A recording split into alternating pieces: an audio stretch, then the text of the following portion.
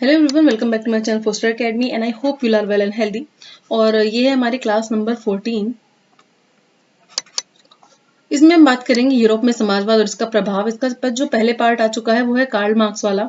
ठीक है, तो कार्ल मार्क्स के बारे में हमने बात कर लिया और यही टॉपिक मेन था आपका। लेकिन थोड़ा सा इसमें मैं आपको थोड़ा सा कुछ चीज़ ऐसी बताऊंगी जो कि एग्जाम के पॉइंट ऑफ व्यू से इंपॉर्टेंट हो सकती है। तो चलिए स्टार्ट कर लेते हैं अपना टॉपिक। अगर आपने अभी तक पुरानी वीडियोस नहीं देखी हैं तो इसके जो पिछले पार्ट्स हैं वो आप देख सकते हैं, प्लेलिस्ट में मैं मेंशन कर दूंगी। ठीक है, तो यूरोप में समाजवाद का उदय, जैसे कि समाजवाद के बारे में हमने पिछले क्लास में पढ़ा था कार्ल मार्क्स के टाइम में। तो समाजवाद एक ऐसी व्यवस्था थी जिसमें समाज के बारे में, समाज के भले के बारे में बात की गई थी। एकदम सिंपल लैंग्वेज में समझाने की आपको कोशिश करूंगी। और इसमें मेनली जो व्यवस्था चली आ रही थी, पूंजीवादी व्यवस्था को खत्म करने की बात की जा रही थी। और समाजवाद का ऐसा नहीं कि सिर्फ एक ही रूप है जिसमें बोला जा रहा है कि सिर्फ एक ही वर्ग होगा जो कि मजदूर वर्ग है, जो कि ऐसे लोग हैं जिनको हमेशा शोषण ही किया गया है, उनका कंट्रोल होगा। ऐसा नहीं था। समाजवाद के और भी रूप देखने को मिले, जैसे कि विकासात्मक समाजवाद, क्रांतिकारी समाजवाद। ठीक है, तो कई सारे रूप भी है समाजवाद के, लेकिन बहुत सारे ऐसे विचारक हुए जिन्होंने समाजवाद को अपने तरीके से डिफाइन किया। और अगर हम बात करें यूरोप में, तो यूरोप में समाजवाद की अगर बात करें तो फ्रेंच रेवोल्यूशन जब हुआ उसके बाद विचारधाराओं को एक तरीके से लोगों ने सोचना शुरू किया और विचारधाराएं लोगों की बदलने लगी। कुछ एक चीजें हुई, जैसे कि 1914 में फर्स्ट वर्ल्ड वॉर हुआ था, फिर 1918 तक ये चला था। तो वर्ल्ड वॉर के टाइम में भी काफी सारी चीजें देखने को मिली, हालात बहुत खराब हुए, औद्योगिकरण चल रहा था उस वक्त भी, लेकिन कुछ जगहों पे मंदा था, कुछ जगहों की अर्थव्यवस्था बिल्कुल खराब हो चुकी थी। तो ये सब सिचुएशन मिलके एक जो विचारधारा है समाजवाद, ये आनी शुरू हुई। क्योंकि कहीं ना कहीं जो उदारवादी विचारधारा थी, रूढ़िवादी विचारधारा थी, वो पूंजीवाद के एकदम से मतलब पूरी तरीके से उसको हटाने की बात नहीं कर रहे थे, उसका सपोर्ट फिर भी कर रहे थे। मतलब बोल रहे थे कि निजी संपत्ति फिर भी रखी जा सकती है। लेकिन समाजवाद जो था, इससे ज्यादातर कुछ समाजवाद के कुछ जो विचारक हैं उन्होंने निजी संपत्ति के लिए हाँ भी बोला कि रख लेनी चाहिए थोड़ी बहुत। लेकिन ज्यादातर जो विचारक थे उनका ये मानना था कि जो निजी संपत्ति है और जो पूंजीपति वर्ग है वो हमेशा से ही दूसरे वर्ग को दबा के रखता है, उस पर अपना नियंत्रण रखता है। इस वजह से क्या होता है, समाज में सभी का भला नहीं हो पाता। तो इन सब चीजों को देखते हुए यहाँ तक कि रशियन रेवोल्यूशन भी देखा हमने और जो अक्टूबर क्रांति थी, इन सब के बाद जो सिचुएशन है समाजवादी विचारधारा, उसमें काफी परिवर्तन देखने को मिला। यहाँ पे लेनिन की अगर बात करें, बोल्शेविक क्रांति की, तो रशिया में बोल्शेविक क्रांति के बाद औद्योगिकरण का विकास हुआ। रूस की जो अर्थव्यवस्था थी वो काफी पिछड़ी हुई थी, लेकिन थोड़ा बहुत उसमें उछाल आया, थोड़ी बहुत वो आगे बढ़ी। और वर्ल्ड वॉर के बाद कुछ स्थिति बदली। तो काफी सारे विचारक थे। तो समाजवाद में मेनली हमने टॉपिक तो एक तरीके से कर ही लिया, रशियन रेवोल्यूशन में भी काफी चीज देखने को मिली है। थोड़ा बहुत हम कुछ एक फिलोसफर्स हैं उनके बारे में जानने की कोशिश करेंगे। तो सबसे पहली बात तो यही है कि जो समाजवाद है वो निजी संपत्ति रखने के बिल्कुल खिलाफ होता है। उसका ये कहना होता है कि ये जो होती है निजी संपत्ति, ये सिर्फ लोगों का शोषण करने के लिए या फिर वर्ग निर्माण करने के लिए रिस्पॉन्सिबल होती है, यानी इसकी वजह से ही वर्गों का निर्माण होता है। और हमारी सोसाइटी में कुछ ऐसे लोग होते हैं, हमारे समाज में ऐसे लोग होते हैं जो कि संपत्तिधारी होते हैं। संपत्तिधारी यानी प्रॉपर्टी होल्डर्स होते हैं, जिनके पास बहुत सारी प्रॉपर्टी होती है। और वो संपत्तिधारी व्यक्ति क्या करते हैं, सारी चीजों का फायदा सिर्फ वो ही उठा लेते हैं। जो दूसरा वर्ग है उसको कोई भी फायदा नहीं होता, जो है कामगार वर्ग, मजदूर वर्ग, इनको तो सिर्फ शोषण ही झेलने को मिलता है। इतना सारा काम इनसे लिया जाता है और बदले में इनको इतनी भी चीजें प्रोवाइड नहीं की जाती कि अपना एक रिस्पेक्ट के साथ लाइफ जी सके। तो इस चीज को देखते हुए समाजवाद में एक चीज आई जिसको बोला गया साझा संपत्ति, या फिर समुदायवाद, या फिर कह सकते हैं कि सामूहिक संपत्ति। ठीक है, जिसपे सभी का हक हो, ऐसा ना हो कि किसी एक का हक हो, इसके ऊपर सभी का हक हो। तो समाजवादियों की अगर बात करें तो कुछ इंपॉर्टेंट यहाँ पर, तो यहाँ पर हम बात करेंगे कुछ इंपॉर्टेंट फिलोसफर्स की। यूरोप के कुछ फिलोसफर्स, जैसे कि आपको पता ही है, उस समय कोऑपरेटिव सोसाइटीज की बात की जा रही थी। ठीक है, यानी कि सामूहिक उद्यम। प्रॉब्लम क्या हो रही थी, प्रॉब्लम ये हो रही थी कि समाज में एक ऐसा ग्रुप था जो कि सब पे कंट्रोल किए हुए था, जिसकी अपनी खुद की प्रॉपर्टी थी, कारखाने थे, और सरकार जो है उनके हितों के लिए ज्यादा सोचती नहीं थी। तो सामूहिक जो उद्यम है, इसको लाने की बात की लोगों ने, और ये बोला कि सामूहिक उद्यम होगा तो उसमें सबका फायदा होगा, सब अपने हिसाब से काम कर सकेंगे और सबको ही उतना ही पैसा मिलेगा, उनका उतना ही श्रम उनको वापस मिल जाएगा जितना उनने काम किया है। तो ये चीज थी। इसमें कुछ इंपॉर्टेंट नाम है। अगर हम बात करें इंग्लैंड के रॉबर्ट ओवेन, इसके अलावा फ्रांस के हैं लुइस ब्लॉन्क, ठीक है। और कार्ल मार्क्स की बात तो हमने कर ही ली है, और फ्रेडरिक एंगल्स भी इसके साथ ही इन्वॉल्व है। अब देख लेते हैं इन इम्पोर्टेंट विचारकों के बारे में। तो सबसे पहले हम बात करेंगे रॉबर्ट ओवेन की बात। टाइम देख लेते हैं इनका 1771 से लेकर 1858 तक। इसमें ध्यान रखना कि जो इम्पोर्टेंट टॉपिक है वो है कार्ल मार्क्स। ये जितना अच्छे से पढ़ सको इतना पढ़ लेना, ठीक है। इन्होंने सहकारिता का सिद्धांत दिया। किस चीज का? सहकारिता का सिद्धांत। ये कहाँ से थे? इंग्लैंड से थे। और सहकारिता के सिद्धांत में इन्होंने क्या बोला कि कुछ एक ऐसे समुदाय होने चाहिए, कुछ ऐसे क्या होने चाहिए, कुछ ऐसी प्रॉपर्टी होनी चाहिए जिसपे सभी का ही हक हो, और सरकार को भी इससे रिलेटेड चीजों पे काम करना चाहिए, यानी सरकार को इन चीजों पे बढ़ावा देना चाहिए। रॉबर्ट ओवेन ने इंडियाना में नया समन्वय या फिर न्यू हार्मोनी नाम से एक नए तरीके के समुदाय की बात की कि इस तरीके का समुदाय आना चाहिए, ठीक है। अब रॉबर्ट ओवेन के बारे में थोड़ा सा डिटेल में देख लेते हैं। ये क्या थे? एक ब्रिटिश उद्योगपति थे, और इनकी एक कृति है, इनकी एक रचना है, ये काफी इंपॉर्टेंट है, a new view of society, ठीक है, a new view of society. इसमें इन्होंने किस चीज की बात की? इन्होंने इसमें इन्होंने किस चीज की बात की है? जो कॉम्पिटिटिव बिजनेस है, यानी प्रतिस्पर्धात्मक व्यापार प्रणाली है, उसका खंडन किया है, यानी उसको तो करने के लिए मना किया है। और किस चीज को प्रमोट किया है? सहकारिता के सिद्धांत को, या फिर सहकारिता प्रणाली, जिसको इंग्लिश में बोलते हैं कोऑपरेटिव सिस्टम। इसमें क्या है कि एक व्यक्ति का लाभ होगा तो दूसरे को हानि नहीं होगी, यानी एक व्यक्ति का लाभ हो रहा है तो ऐसा नहीं कि सिर्फ उसी का लाभ होगा, इसका भी लाभ ही होगा, इसको भी कोई हानि नहीं होगी। इस तरह की चीज थी।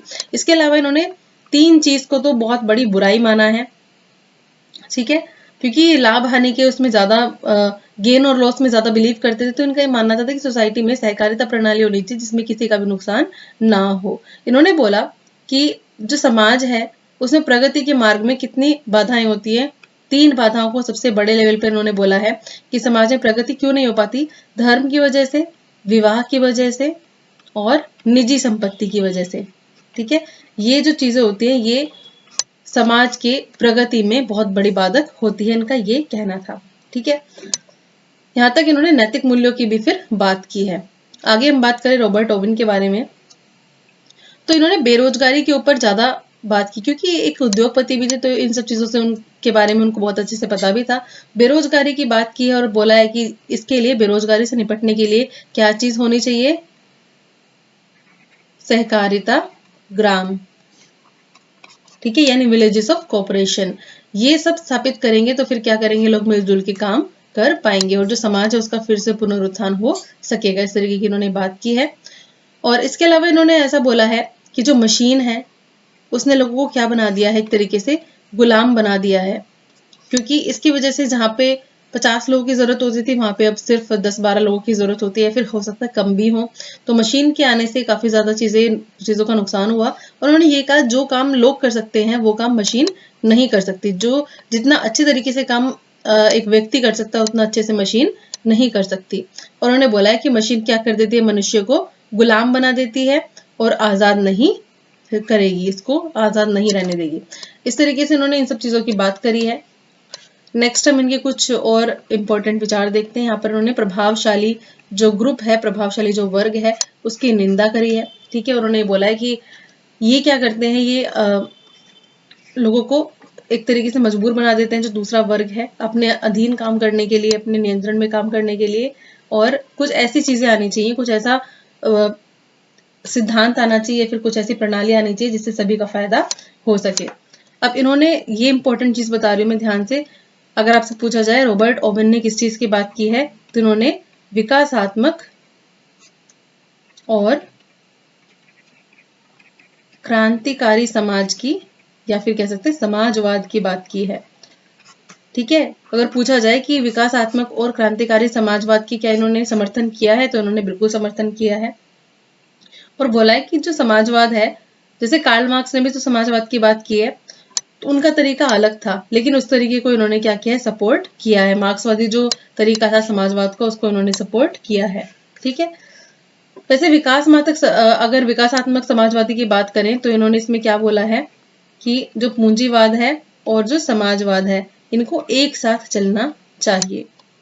पूंजीवादी व्यवस्था और समाजवादी व्यवस्था को एक साथ चलना चाहिए और इनको क्या कर लेना चाहिए, समझौता कर लेना चाहिए, एक समझौते के अंतर्गत रहना चाहिए।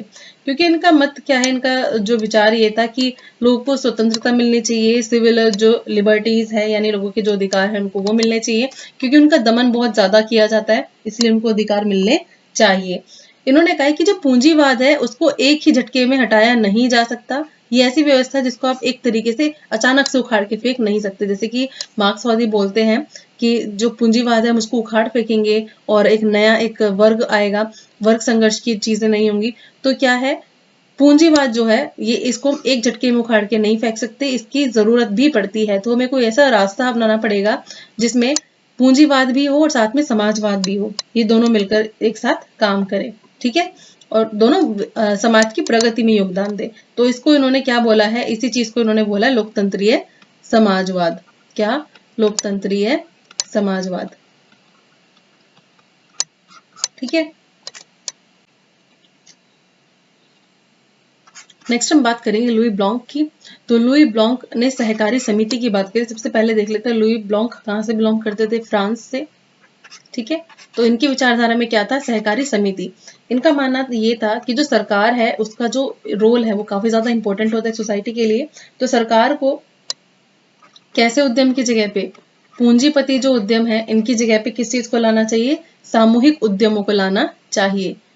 किसको? सामूहिक उद्यमों को, इनको बढ़ावा देना चाहिए। और कोऑपरेटिव सोसाइटीज लानी चाहिए, क्योंकि इनसे क्या होगा, इसमें जो मुनाफा होगा वो सभी में डिस्ट्रीब्यूट कर दिया जाएगा और किसी एक के हाथ में मुनाफा नहीं रहेगा। तो इनका मेन पर्पस क्या था कि जो मुनाफा है, जो फायदा है, वो सोसाइटी में सभी काम करने वाले लोगों को मिलना चाहिए। ऐसा नहीं है कि काम तो कुछ लोग कर रहे हैं और फायदा सिर्फ एक केंद्र है, एक क्या कह सकते हैं कि जो मुनाफा है उसका सिर्फ एक ही केंद्र है, ओनर। ऐसा नहीं है, जो काम सभी कर रहे हैं सभी को मुनाफा बांट देना चाहिए। तो इनका कहना यह था कि सहकारी समिति की स्थापना होनी चाहिए और सरकार का इसमें पार्टिसिपेशन ज्यादा से ज्यादा रहना चाहिए। ठीक है। अगर इनके टाइम की देखें तो यह 1813 से लेकर 1882, ये इंपॉर्टेंट है यहाँ पर। नेक्स्ट देख लेते हैं कार्ल मार्क्स, को हमने अच्छे से पढ़ी लिया है प्रीवियस क्लास में। इन दोनों का क्या मानना था, इनकी बुक हो दास कैपिटल हो या फिर कम्युनिस्ट मैनिफेस्टो, काफी सारी बुक हैं। इन सब में इन्होंने पूंजीवाद का विरोध किया है और एक तरीके से इन्होंने बोला है कि जो समाजवादी व्यवस्था है उसको ही आगे लाना चाहिए। और मैंने काफी अच्छे से समझा दिया प्रीवियस क्लास, तो आप देख लेना। वर्ग संघर्ष की बात की है, इसके अलावा अतिरिक्त मूल्य की बात की है, यहाँ पर बात की गई द्वंद्वात्मक पद्धति की। तो इन सब चीजों के चलते इन्होंने अपने जो विचार हैं वो प्रकट किए हैं। नेक्स्ट हम कुछ तो अब हम बात करते हैं सेंट साइमन के बारे में। ये एक फ्रांसीसी दार्शनिक थे और इन्होंने औद्योगिक समाजवाद, प्रत्यक्षवाद, समाज विज्ञान, समाज दर्शन में काफी इंपॉर्टेंट रोल प्ले किया, इन सब चीजों में योगदान दिया। अब बात करते हैं कि इन्होंने किस बारे में बात करी। तो इन्होंने इतिहास के बारे में, मतलब स्टार्टिंग से एक चीज बताई। इन्होंने बोला कि जो समाज होता है उसमें वो एक संगठन प्रणाली से बंधा होता है। ठीक है। कि समाज एक संगठन प्रणाली से बंधा होता है, मतलब एक संगठन होता है, कोई ऑर्गेनाइजेशन होता है जिसकी वजह से समाज काम कर सकता है, कोई एक व्यवस्था होती है, कोई एक सिस्टम होता है जिसके थ्रू समाज जो है वो चलाया जाता है। इन्होंने कहा है कि एक सिस्टम आता है, यानी एक प्रणाली आती है। जब उसका निर्माण, एक प्रणाली आती है, उसका निर्माण होता रहता है, और लेकिन जब वो निर्माण करते करते एक लेवल तक पहुंच जाता है वो सिस्टम, यानी उसका जो सबसे ऊंचा स्तर आ जाता है या सबसे ऊंची व्यवस्था हो जाती है, सबसे ऊंचा लेवल आ जाता है, तब क्या होता है, वो व्यवस्था फिर से क्या पड़ने लगती है, पुरानी पड़ने लगती है। मतलब उतनी कारगर नहीं रहती जितनी होनी। यानी इनका कहने का मतलब है कि कोई भी विचारधारा आती है या फिर कोई भी एक ग्रुप आता है, कोई भी एक संगठन आता है, तो पहले तो वो बहुत अच्छे से काम करता है, लेकिन धीरे धीरे क्या होता है, उसका जो लेवल है, लेवल बढ़ने के साथ साथ वो भी कैसा हो जाता है, एकदम पुराने वाली परिस्थितियों में ही पहुंच जाता है। जैसे कि किसी काम की रिस्पॉन्सिबिलिटी ली कि इस काम को बहुत अच्छे से करेंगे, तो स्टार्टिंग में तो बहुत बढ़िया चलता है काम, लेकिन धीरे धीरे क्या होता है, सुस्ती आने लगती है, उस चीज के लिए बोलने लगते हैं कि नहीं चलो हो जाएगा काम।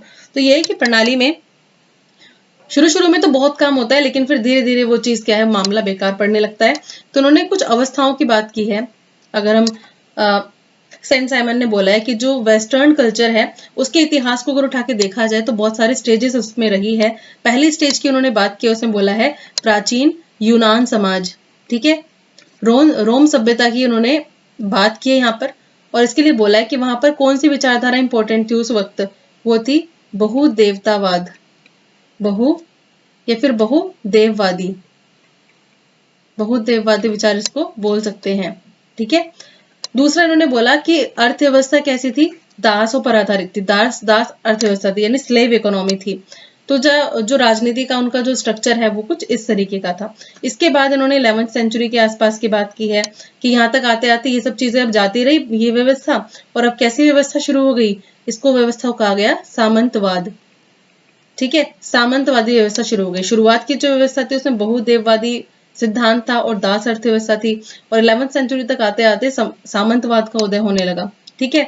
और कौन सा धर्म इंपॉर्टेंट हो गया, कैथोलिक धर्म, ठीक है, कैथोलिक धर्म इंपॉर्टेंट हो गया। उसके बाद और टाइम चला और व्यवस्थाएं चेंज हुई, ठीक है। अगर बात करें बॉन्डेज वाली बात, यानी दास्ता में बंधन, इस चीज को क्या स्वीकार किया गया, एक मानवीय रूप में ढाल दिया गया, मतलब इस चीज को अभी भी हटाया नहीं गया पूरे तरीके से। इसके अलावा आध्यात्मिकता और प्रोडक्शन, ये सब चीजें भी फिर आने लगी, मतलब नई नई चीजें आ रही हैं समय के साथ साथ, अब नई चीजें आनी शुरू हो गई हैं। लेकिन उन्होंने बोला कि जैसे ही 15वीं सेंचुरी की शुरुआत होती है तो यूरोप में एक अलग ही तरीके की चीज मिलती है, ठीक है, एक नई ही प्रणाली अस्तित्व में आती है, और ये प्रणाली होती है उद्योग पर निर्धारित, ठीक है, उद्योग और विज्ञान पर निर्धारित। तो एक 15वीं सेंचुरी तक आते आते उद्योगों का निर्माण होने लगता है और विज्ञान पे ज्यादा जोर डालने लगते हैं लोग, यानी इंडस्ट्री और जो साइंस है उस पे ऊपर ज्यादा वाद विवाद होने लगता है। तो इन्होंने इस चीज को क्या बोला है, इसी चीज को जब टेक्नोलॉजी आने लगी और इंडस्ट्रीज आने लगी, इन्होंने इस चीज को बोला है आधुनिक प्रत्यक्षवादी विज्ञान, यानी मॉडर्न पॉजिटिव साइंस, ठीक है। उन्होंने बोला है ये सामंतवाद के बाद की ही व्यवस्था है, ये वाली औद्योगिक व्यवस्था, और उसको इन्होंने फाइनली क्या बोला, औद्योगिक व्यवस्था। इसमें बोला जाता है कि काफी सारी चीजें आई और बहुत सारी चीजों को बढ़ावा दिया गया, उद्योगों को बढ़ावा दिया गया। सेंट साइमन के बाद ऑगस्टस काम्टे हो या फिर कार्ल मार्क्स हो, उन्होंने इस ही परिवर्तन की बात की। अब बात करते हैं कि इन्होंने किस चीज के, अब हम बात करते हैं सेंट साइमन ने 1816 से 22 के बीच में एक समाजवादी व्यवस्था की बात करी, या फिर एक नए तरीके की समाजवाद की नींव रखी, ठीक है। और इसमें उन्होंने क्या बोला कि उन्होंने इस तरीके का जो समाजवाद है उसको वर्ग संघर्ष, इसके लिए उन्होंने क्या रखा, वर्ग संघर्ष का सिद्धांत रखा, क्या, वर्ग संघर्ष का सिद्धांत। और जो समाज है उसको दो ग्रुप में डिवाइड कर दिया। कौन कौन से ग्रुप थे, एक तो था उत्पादक वर्ग, ठीक है, या फिर उद्योगपति वर्ग बोल सकते हैं, और दूसरा बोल सकते हैं परोपजीवी या फिर अधिकारी वर्ग, ठीक है। तो इन्होंने इस तरीके की कुछ संज्ञा दी। इन्होंने बोला कि कोई भी क्रांति या फिर कोई भी सुधार तब तक नहीं आ सकता जब तक कि राजनीतिक परिवर्तन ना आए, यानी राजनीतिक जो स्ट्रक्चर है वो स्ट्रॉन्ग जब तक नहीं होगा तब तक कोई भी समाज में परिवर्तन देखने को नहीं मिलेगा। और उन्होंने आगे आने वाले समाज के लिए बोला कि कैसा समाज होगा, वर्ग विहीन समाज होगा जिसमें कोई भी वर्ग नहीं होगा, ठीक है। तो राजनीति का इंपॉर्टेंट रोल बताया इन्होंने कि जब तक राजनीति में चेंजेस नहीं आएंगे तब तक समाज में भी कोई चेंजेस नहीं आ सकते। इसके अलावा इन्होंने सर्वहारा की बात की है और बोला है कि इस राजनीतिक प्रणाली में सर्वहारा लोग होंगे, ठीक है, यानी उत्पादक वर्ग भी होगा। इन्होंने एक तरीके से ना एक ऐसी सोसाइटी की बात करी है जहां पर कुछ एक पढ़े लिखे लोग होंगे, और उन पढ़े लिखे लोगों में क्या बोला है, साहूकार, इंजीनियर, इसके अलावा माल निर्माता, सामान बनाने वाले, ठीक है। ये सब लोग क्या है, ये एक तरीके से सही होते हैं, मतलब ये पढ़े लिखे भी हैं और काम भी कर रहे हैं ठीक तरीके से। ये किसके साथ मिलकर काम करेंगे, कामगर वर्ग या फिर कामगार वर्ग, यानी वर्किंग क्लास जो है इनकी प्रॉब्लम्स को ये लोग समझ पाएंगे, और जब ये लोग इनकी प्रॉब्लम को समझ पाएंगे तो एक ऐसा मैत्रीपूर्ण व्यवहार होगा, एक ऐसी मैत्री वाली कंडीशन आएगी, एक जिसमें कि एक कुशल तबका है वो जो चीजों को समझता है, जब वो सरकार में आएगा, जब वो राजनीति में एंटर करेगा तो फिर सबकी प्रॉब्लम सॉल्व हो जाएगी। ठीक है, इनका मानना था ये। इसके अलावा इन्होंने ये बोला कि एक लेख में इन्होंने लिखा कि अब वो समय आ गया है जब उद्योगपतियों को क्या करना पड़ेगा, समाज का नियंत्रण संभाल लेना चाहिए। किसको? उद्योगपतियों को। ठीक है, उद्योगपतियों को समाज पर नियंत्रण कर लेना चाहिए, लेकिन पॉजिटिव वे में बोला था इन्होंने इस चीज को, एक संगठन के रूप में, जिसमें जो काम होगा वो किसके लिए होगा? वो होगा पब्लिक इंटरेस्ट के लिए, यानी सबके हितों के लिए वो काम होगा। ऐसा नहीं है कि ये गलत तरीके से बोल रहे हैं उद्योगपतियों को का कंट्रोल होगा, कि उद्योगपति वर्ग जो है, क्योंकि वो भी चीजों को स्किलफुल है, उसके पास भी स्किल्स हैं, तो वो भी कामगार वर्ग की प्रॉब्लम्स को समझेगा और उसी हिसाब से फिर क्या होगा, ऑर्गेनाइजेशंस बनाए जाएं, यानी संगठन बनाए जाएं, और उन संगठनों के माध्यम से फिर सभी लोग क्या है अपना अपना हक ले सकेंगे। इसके अलावा इन्होंने एक और चीज की बात करी, क्या थी ये? खुली वर्ग व्यवस्था। खुली वर्ग व्यवस्था।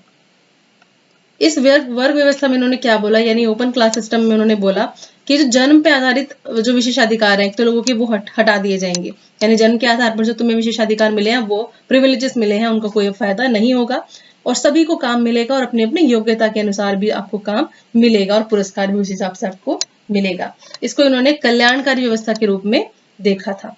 ठीक है, चलिए ये तो हो गया अब इनके बारे में। इसके अलावा चार्ल्स फ्यूरिये, रॉबर्ट ओवेन और सेंट साइमन, ये कुछ 3 ऐसे समाजवादी प्रवर्तक थे जो काफी ज्यादा इंपॉर्टेंट रहे आधुनिक समय में। ठीक है, या फिर कह सकते हैं आधुनिक समाजवाद के ये मूल प्रवर्तक थे। कौन? चार्ल्स फ्यूरिये, रॉबर्ट ओवेन और सेंट साइमन। ठीक है, नेक्स्ट हम एक और थोड़ा सा छोटा सा एक और टॉपिक है वो भी देख लेते हैं। ये है चार्ल्स फ्यूरिये। चार्ल्स फ्यूरिये ये एक दार्शनिक थे, कहाँ के? फ्रांस के ही थे। ठीक है, ये भी एक फ्रांसीसी दार्शनिक ही थे, और इन्होंने समाज की आलोचना की, बोला समाज का स्ट्रक्चर सही नहीं है। ये भी एक समाजवादी विचारक ही थे, ये एक बिजनेसमैन थे, उद्योगपति थे, और ये भी चाहते थे कि समाज में जो भी बुराइयां हैं उनका नष्ट कर देना चाहिए। इनकी एक बुक है the social destiny of man, यानी मनुष्य का, हिंदी में लिख देती हूँ, मनुष्य की सामाजिक नियति, 1808। ठीक है, इसमें इन्होंने किस चीज की बात करी है? मानवता की मुक्ति की इन्होंने बात करी है। उन्होंने बोला है कि मानवता की मुक्ति के लिए उन्होंने एक योजना बनाई है अपनी इस कृति में। ये एग्जाम में पूछ लिया जाता है इसलिए इंपॉर्टेंट है। इन्होंने बोला है कि प्राकृतिक अवस्था जो है वो एक गुरुत्वाकर्षण नियम के हिसाब से चलती है, यानी ग्रेविटी के हिसाब से चलती है, और इसमें इन्होंने न्यूटन के जो रूल्स है उनको फॉलो किया है। इसके अलावा इन्होंने एक ऐसे समुदाय की बात करी है, एक ऐसे ऑर्गेनाइजेशन की बात करी जहाँ पे सभी का स्वामित्व हो, यानी सामान्य स्वामित्व हो, किसी एक का स्वामित्व ना हो। और आकर्षण श्रम का सिद्धांत, अगर आपसे पूछा जाए आकर्षण श्रम का सिद्धांत किसने दिया, तो ये भी आप बताएंगे चार्ल्स फ्यूरिये ने। अब ये जो सिद्धांत था इसका था मनुष्यों के बीच में काम का विभाजन। इस सिद्धांत का मतलब था लोगों के बीच में काम का विभाजन, यानी जिस इंसान को जो काम पसंद है उसको वो एक काम दे देना चाहिए। अगर कोई गुलाब बेचने का शौकीन है तो उसको गुलाब बेचने का काम देना चाहिए, अगर किसी को धूल मिट्टी से रिलेटेड काम करना है तो उसको वो काम सौंप देना चाहिए, और सबको अपनी योग्यता के हिसाब से क्या करना चाहिए? पुरस्कार प्राप्त करना चाहिए, यानी जो हर किसी की जो योग्यता है उसके हिसाब से उसको फायदा मिलना चाहिए। लेकिन धनवान और जो निर्धन है उनका जो भेद है वो एकदम समाप्त करने की उसने बात की। इसके अलावा फ्यूरिये ने शिक्षा को भी इक्वली इंपॉर्टेंस दी, मतलब बात की कि जो शिक्षा है वो सभी को मिलनी चाहिए, चाहे वो बच्चे हो, ये बच्ची हो या बच्चा हो, यानी स्त्री पुरुष दोनों के बीच में इन्होंने इस चीज को वो करने की बात की। और बोला कि जो मैन और वुमेन को लेकर जो स्टीरियोटाइपिंग है, जो रूढ़िवादी सोच है, उसको खत्म कर देना चाहिए। ठीक है, बस ये कुछ इंपॉर्टेंट चीजें थी, ये आपको पता होनी चाहिए। ठीक है, बस इतना ही है। लेकिन हाँ, एक चीज और बता दूं आपको, जो मार्क्स है, मार्क्स ने फ्यूरियर के बारे में क्या बोला है कि ये एक कैसे वो थे, समाजवादी, स्वप्नदर्शी समाजवादी, यानी इनकी जो इनका जो फिलॉसफी है ये स्वप्नदर्शी है, और इसमें वैज्ञानिकता की कमी है, यानी वैज्ञानिक वो देखने को कम मिलता है। ठीक है, चलिए नेक्स्ट बात कर लेते हैं। अब यूरोपीय प्रभाव देख लेते हैं। प्रभाव के तौर पर कुछ एक चीजें यहाँ पर देख लेते हैं, जैसे कि अंतरराष्ट्रीय सभा, यानी एक इंटरनेशनल असेंबली, या फिर कह सकते हैं कि एक इंटरनेशनल ऑर्गेनाइजेशन लाई गई, द्वितीय, जिसको बोला गया द्वितीय इंटरनेशनल।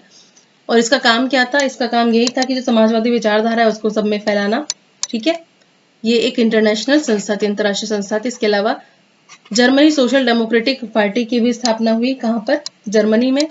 ठीक है, सोशल डेमोक्रेटिक पार्टी। और इसका क्या काम था? इसका काम भी यही था कि जो चुनाव वगैरह है उनमें काफी अपना इंपॉर्टेंट रोल प्ले करना। ब्रिटेन में लेबर पार्टी की स्थापना हुई इसी चीज को लेकर, समाजवादी विचारों को लेकर। फ्रांस में सोशलिस्ट पार्टी की स्थापना हुई इन्हीं विचारों को लेकर। ठीक है, तो ये कुछ एक प्रभाव थे, इनमें कुछ ज्यादा नहीं है। ठीक है, प्रभाव में जो मेन पॉइंट है आपका, जो मेन आपका रहेगा वो रहेगा आपका कार्ल मार्क्स का। इसके अलावा जो समाजवादी कुछ विचारक हैं उनकी कुछ इंपॉर्टेंट कृतियां हुई। ठीक है, और कुछ एक उनके इंपॉर्टेंट सिद्धांत, उनसे लेकर के क्वेश्चन बन सकते हैं। तो ठीक है, एमसीक्यूज में हम सबको कवर कर लेंगे, कोई टेंशन वाली बात नहीं है। तो ये था हमारा आज का टॉपिक, और अब हम नेक्स्ट टॉपिक के साथ मिलेंगे जो है नाजीवाद। ठीक है, जल्दी से अपलोड करती हूँ वीडियो, और इसके साथ आपको शाम तक एमसीक्यूज की वीडियो भी मिल जाएगी। Thank you so much for watching this video. बने रहिए मेरे साथ और चैनल को कर लीजिए